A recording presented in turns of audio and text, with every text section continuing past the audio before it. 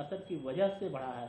उन्होंने कहा है कम्युनिस्ट इतिहासकारों ने मुस्लिम कम्युनिटी के इस बात के लिए मनाया कि वे मस्जिद के नीचे मंदिर होने के सबूत को खारिज कर दें।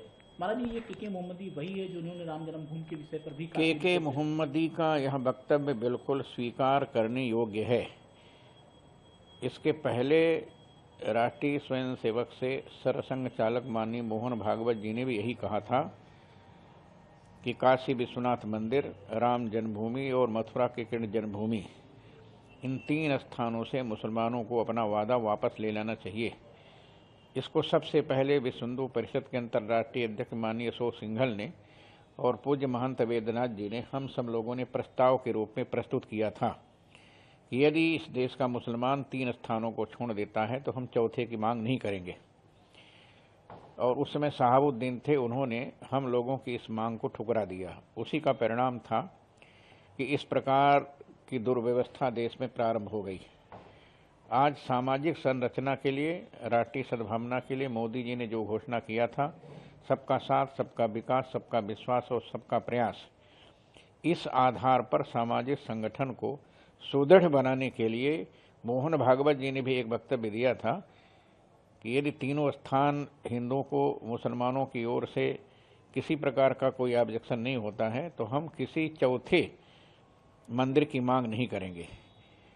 यही बात के मोहम्मदी ने प्रस्तुत किया है, वो उनका वक्तव्य स्वीकार करने योग्य है। ज्ञान वापी शब्द संस्कृत परक है, हिंदू परक है।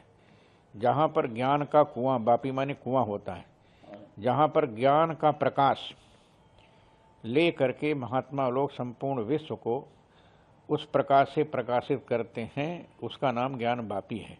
ज्ञान वापी शब्द उर्दू में नहीं है, अरबी में नहीं है, फारसी में नहीं है, इस्लाम के किसी ग्रंथ में नहीं है और न तो मुसलमानों के किसी शब्दकोश में ज्ञान वापी शब्द है। ज्ञान वापी शब्द केवल हिंदुओं के शब्दकोश में है, संस्कृत के शब्दकोश में है, हिंदी के शब्दकोश में है। धार्मिक भावनाओं के साथ इस देश के मुगलों ने बहुत बड़ा अत्याचार किया था। उसी का दुष्परिणाम है कि आज सामाजिक संरचना को सुदृढ़ करने के लिए मोदी जी ने जो प्रयास किया है वह सफल है। और हमको ऐसा लगता है कि के मोहम्मदी का यह वक्तव्य समय अनुसार आया है। काशी विश्वनाथ मंदिर और मथुरा के कृष्ण जन्मभूमि मुसलमानों को सौंप देना चाहिए।